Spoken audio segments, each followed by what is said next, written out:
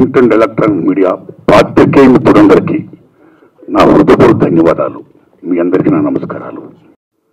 మిత్రులారా, ముందుగా ఎన్నో ఏళ్లుగా ఎదురు చూస్తున్నటువంటి ప్రభుత్వ అవార్డులు, నంది అవార్డులు ఇవాళ తెలంగాణలో గద్దర్ ప్రజాయుద్ధం ఒక గద్దర్ అవార్డులు పేరిట సీఎం రేవంత్ రెడ్డి గారి గవర్నమెంట్ ప్రకటించడం మామూలు ఆనందం కాదు, వెరీ వెరీ హ్యాపీ. అంటే ఇండస్ట్రీ యొక్క ఉనికిని గుర్తించి గౌరవించేందుకు సీఎం రేవంత్ రెడ్డి గారికి, వారి టీంకి నా నమస్కారాలు. అలాగే జాతీయ అవార్డు గ్రహీతలకి, పైడి సురేష్ గారు, జయరాజ్ గారి అవార్డులకి, కాంతారా గారి అవార్డుకి, అవార్డు గ్రహీతలందరూ కూడా ధన్యవాదాలు చెప్తున్నా. తెలంగాణ ప్రభుత్వం ఏ విధంగా అయితే గద్దర్ అవార్డులు ప్రకటించిందో అలాగే ఎన్నో ఏళ్లుగా ఎదురు చూస్తున్నటువంటి నంది అవార్డులు కూడా మన చంద్రబాబు నాయుడు గారు అక్కడ ప్రకటించారని నేను మనస్ఫూర్తిగా విజ్ఞప్తి చేస్తున్నా. ఇక ముఖ్యంగా నేను మీ పాత్రికేయ మిత్రులందరినీ ఎందుకు పిలిచానంటే, ఎందుకు విజ్ఞప్తి చేశానంటే, రీసెంట్గా ఇండస్ట్రీ మొత్తం పర్సంటేజ్ కావాలని మ్యాక్సిమం అబౌవ్ 80%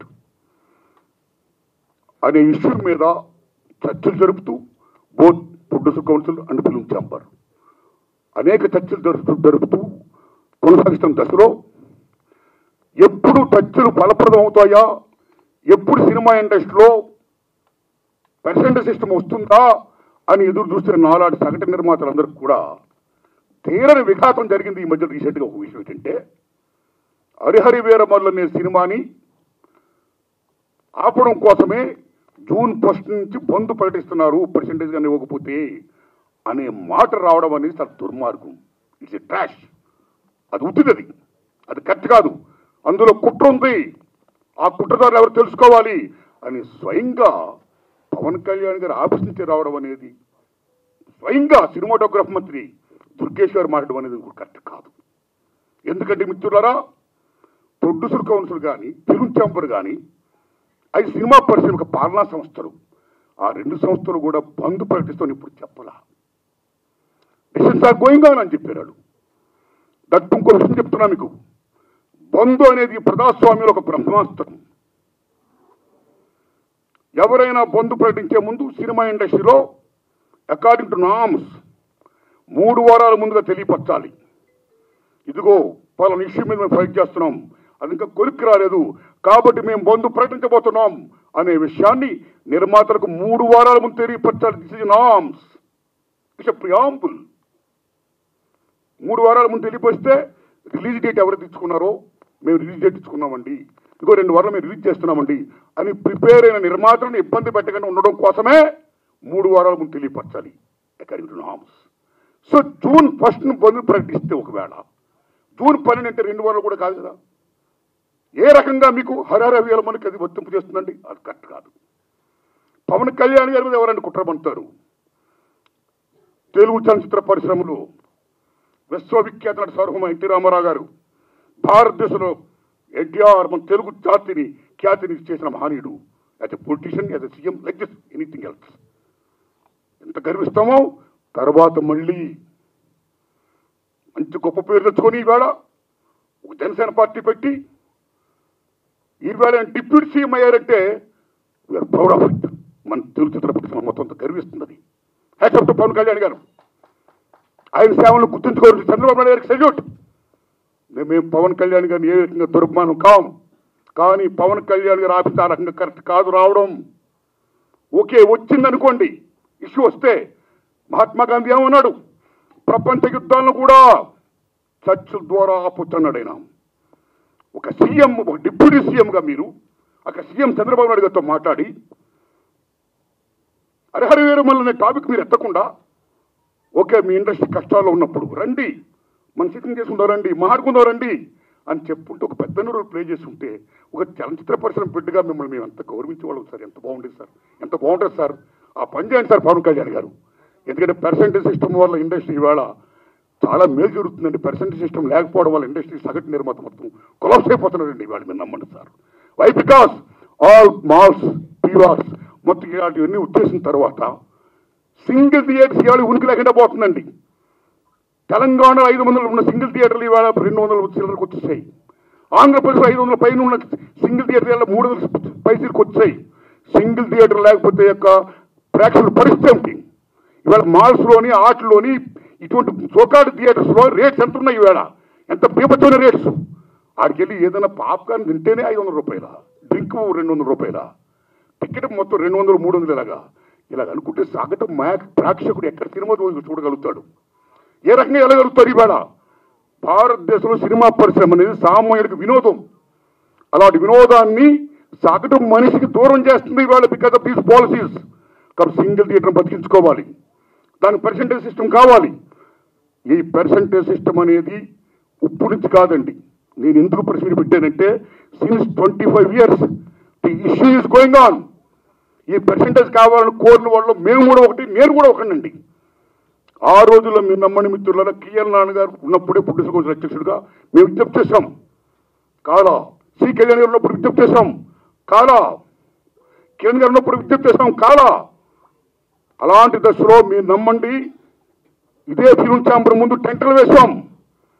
అక్కడ ఓ సురేందర్ రెడ్డి గారు, ఓ నట్టి కుమార్ గారు, ఓ మోహన్ గారు, ఓ బెక్కం వేణుగోపాల్ గారు, నేను ఇంకా అనేక మంది ఈ ఉద్యమాలు చేస్తున్నప్పుడు ఆదిశేషవరరావు గారు, తమ్ముడు భరద్వాజ్ గారు, కెఎస్ రామారావు గారు, చంద్రబాబు శ్రీనివాసరావు గారు, అచ్చిరెడ్డి గారు, కృష్ణారెడ్డి గారు పెద్ద మంది సంఘీభం ప్రకటించారు.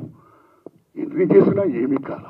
వెళ్ళి స్వయంగా నేను వెళ్ళి రామారాయణ గారు రిక్వెస్ట్ చేశా, నారాయణ పర్సెంటేజ్ సిస్టమ్ కావాలి, అది మంచిది, ఈ సిస్టమ్ ఉండకూడదు, రెండు సిస్టమ్ ఉండకూడదు, నేను స్పీరియస్ తో మాట్లాడతాను, I am with you, I am with that moment అన్నాడు రామానాయుడు గారు. మహానుభావుడు చేసి అయ్యారు.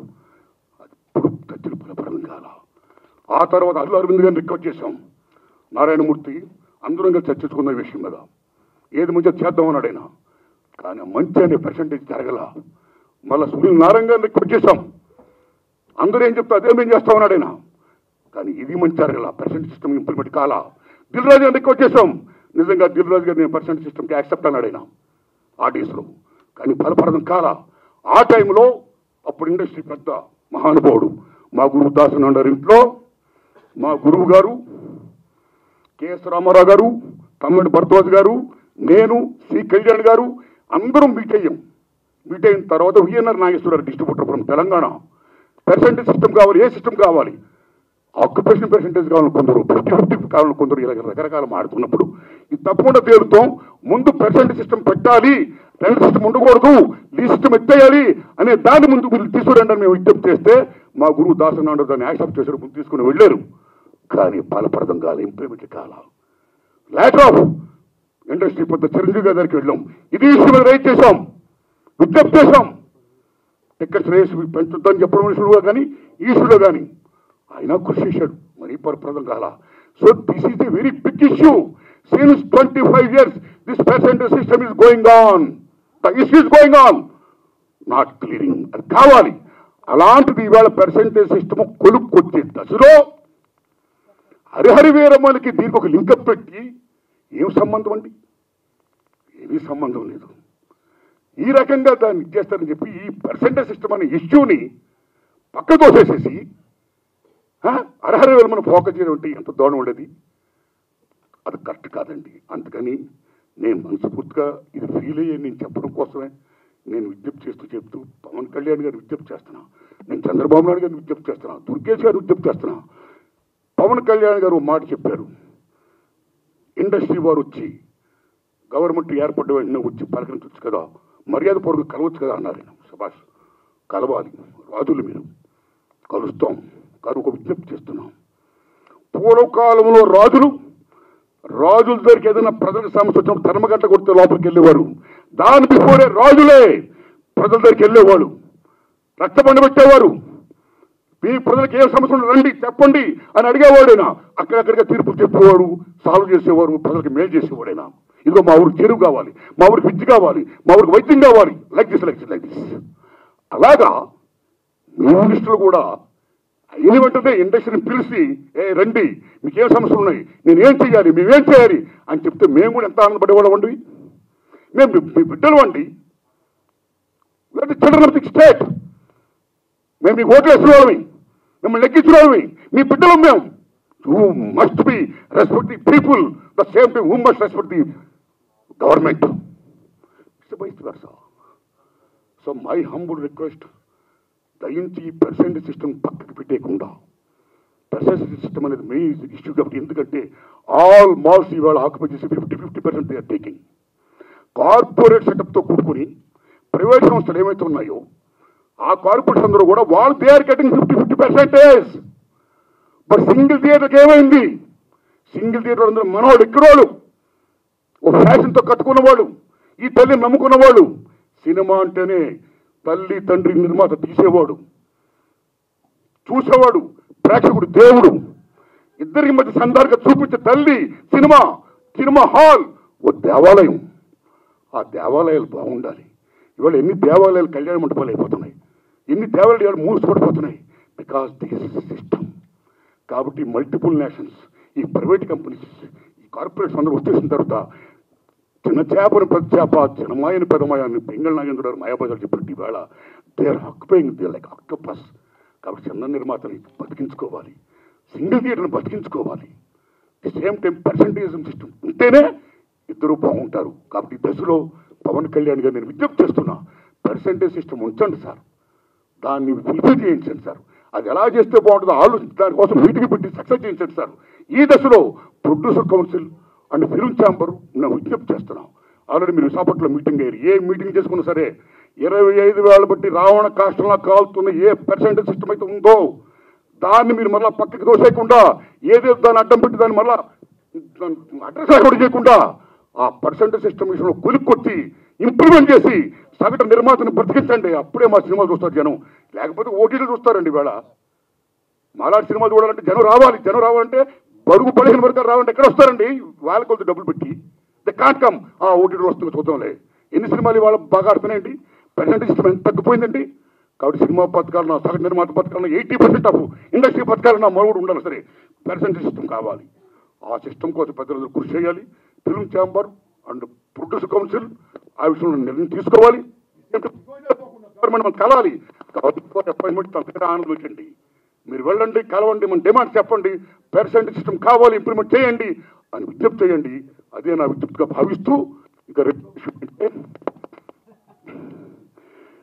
రేట్లు చాలా ఇంపార్టెంట్ అండి. మీరు నమ్మండి, భారతదేశంలో 1961 తర్వాత థియేటర్లో ఏ రేట్లు పెట్టాలి, ఎలా పెట్టాలి, భారతీయుల యొక్క తలసరి ఆదాయాన్ని బట్టి, జీవన ప్రమాణాలను బట్టి రేట్లు నిర్ణయించినప్పుడు గవర్నమెంట్ ఒక కమిటీని వేసి ఓ నేల, ఓ బెంచి, ఓ కుర్చీ, ఓ పార్కింగ్లై తరగతులు సృష్టించింది. ఈవేళ నేల లేదు, బెంచీ లేదు, ఒకటే క్లాసు లేకపోతే 2 క్లాసులు, మొత్తం థియేటర్స్ మొత్తం ఆ రకంగా చేసేసారు. ఓకే, ఇక రేట్లు అనేది ఏమవుతున్నాయో సిస్టమ్ ప్రకారం గవర్నమెంట్ ఏదైనా ఒక రేటు పెడితే ఆ రేట్ని అందరూ కూడా హాండర్ చేయాలి. అలాగే హాండర్ చేయకుండా ఈ మధ్య కాలంలో చాలామంది భారీ చిత్రాలు తీసే నిర్మాతలు వాళ్ళు వేల కోట్లు పెడుతున్నారు. ఓకే, హ్యాట్సప్, సెల్యూట్, కేపబిలిటీ ఉంది, పెడుతున్నారు, మనం గర్విస్తున్నాం, సంతోషమే. కానీ అలా పెట్టే నిర్మాతలు చాలామంది ఏం చేస్తున్నారంటే, మా సినిమాకి చాలా ఖర్చు అయిపోయింది కాబట్టి రిలీజ్ ముందు రేట్లు ఎక్కువ పెంచితే మేము సేఫ్ అవుతాం అని ఒకటి పెట్టడం వల్ల, నిజం చెప్పండి తమ్ముళ్ళారు, మీరు నిజం చెప్తున్న ప్రేంగా, ఆ రకంగా పెట్టడం వల్ల, దానికి గవర్నమెంట్ యాక్సెప్ట్ చేయడం వల్ల మామూలు హారం జరగట్లా సగటు చిత్రానికి. అలాగే ప్రేక్షకులకు డబ్బు ఎంతమంది దగ్గర ఉంటుందండి? పేదవాడికి సినిమా ఎవరు ఉంటుంది, డబ్బు ఉన్నవాడికి సినిమా ఎవరు ఉంటుంది. డబ్బు ఉన్నవాళ్ళు హ్యాపీగా చూడగలుగుతారు, పేదవాళ్ళు ఎక్కడ చూస్తారండి? అప్పు సప్పులు చేసి మరీ చూస్తారండి. ఇంత రేట్లు పెంచిస్తే పాప్కార్న్ బీభత్సం రేట్లు ఇస్తే కనీసం 1000 రూపాయలు 1500 ఉంటేనే కానీ వేళ సినిమా చూడలేకపోతున్నాడండి. సో సగటు ప్రేక్షకుడికి వినోదం అనేది చాలా చౌకగా వచ్చే సినిమా ఈవేళ కాస్ట్ అయిపోతే ఈ రేట్లు పెట్టడం వల్ల అదేం ధర్మం అండి? ఇదేం సంక్షేమ రాజ్యం అండి? What are respecting the system of the government. ఒక రేట్లు పెడితే ఎవరికైనా రేట్లు అలాగే హానర్ చేయాలి. వై? బికాస్ మీరు భారీ బట్టలు పెడుతున్నారు, పెట్టుకోండి. మీరు గొప్పగా తీస్తున్నారు, తీయండి, మేము గర్విస్తున్నాం. ప్రేక్షకుడికి ఎన్ని ఎందుకంటే సినిమా బాగుందో లేదా, దట్స్ ఆల్. సినిమా బాగుంటే చూస్తాడు, చూడడం. రేట్లు పెట్టకపోవడం అనేది మీ ఇంట్రెస్ట్ పడి ఉంటుంది. భారీ సినిమాలు తీస్తున్నారు, ఓకే, సెల్యూట్. దాన్ని వాళ్ళ మీద రుద్దకూడదు. బాగుంటే ఆ డబ్బులు వాళ్ళు ఏం పెడుతున్నారు, ఆ డబ్బుతో మీరు కోట్లు సంపాదించవచ్చు. ఉదాహరణ, హాలీవుడ్లో 10 కమాండ్మెంట్స్ స్పెషల్ పెట్టి ఇమ్యూనిటీ తీశాడైనా, మామూలు బడ్జెట్ కాదు, వేలాది కోట్ల సినిమా తీశాడైనా. అండ్ బెన్హార్ వేలాది కోట్లు పెట్టి తీశారు ఆ సినిమాలు. మీరు నమ్మండి, 2 సినిమాలు కూడా hits and gone with the wind. ఆ సినిమాలకి ఆ రోజుల్లో కోట్లు ఖర్చు అయితే మళ్ళా కోట్లు చేసి మీరు నమ్ముతారా తమ్ముళ్ళారా, గూసుబళ్ళల్లో డబ్బులు తీసుకొని వెళ్ళేవారు. అదే రేట్లు. మేము 10 కమాండ్మెంట్ తీసాం, మేము బెన్హార్ తీసాం, చాలా ఖర్చు పెట్టాం, కాబట్టి రేట్లు పెంచండి అని అడగలా. కమ్ టు హిందీ ఫీల్డ్, కేఎస్ఎఫ్ మొగలేదాం అని జీపీ సిప్ గారు షోలే, మామూలు సినిమాలు మొగలేదాం మీరు నమ్మండి 9 years తీసాడైనా. అప్పు సప్పు తీసి మొత్తం పేపర్ తీసి, మామూలు బడ్జెట్ కాదు. ఆ సినిమా రిలీజ్ అయ్యే ముందు నేను చాలా అప్పు సప్పులు అయిపోయాను, 9 years పట్టింది, చాలా కోట్లు పెట్టేశాను, నాకు రేట్లు పెంచండి అని కేఎస్ఎఫ్ గారు అడగలా. సిస్టమ్, ఈ రెస్పెక్టెడ్ సిస్టమ్. ఏం రేట్లు ఆ రేట్లో సినిమా రిలీజ్ చేశాడైనా. మీరు నమ్మని సినిమా పేపర్తోని హిట్. నమ్ముతారా తమ్ముళ్ళరా?